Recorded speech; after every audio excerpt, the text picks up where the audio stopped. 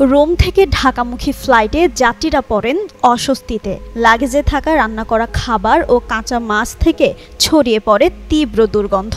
ফলে ফিউমিচিনো বিমানবন্দর কর্তৃপক্ষ উড়োজাহাজটি পরিষ্কার না করা পর্যন্ত উড্ডয়নের অনুমতি দেয়নি। এতে বিলম্ব হয় প্রায় 4 ঘন্টা।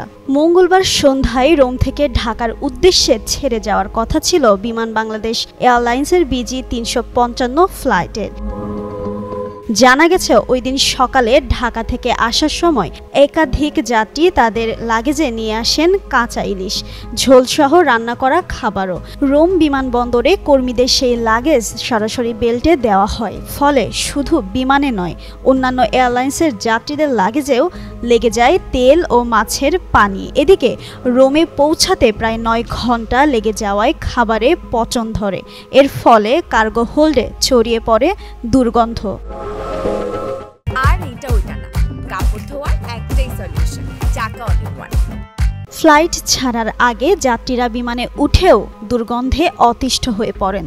ভেতরে শুরু হয় তুমুল হট্টগোল। পরে বিমানবন্দর কর্তৃপক্ষের পরিদর্শন ও পরিচ্ছন্নতা কার্যক্রমের পর উড্ডয়নের অনুমতি মেলে। শুধু এক যাত্রীর লাগেজ থেকেই উদ্ধার করা হয় 11টি কাঁচা ইলিশ। নিয়ম ভঙ্গের দায়ে তাকে জরিমানাও করা হয়েছে। অ্যাভিয়েশন বিশেষজ্ঞ কাজী ওবায়দুল আলম বলেছেন, এটা শুধু বিমানের গাফিলতি নয়, দেশের সম্মানহানিও।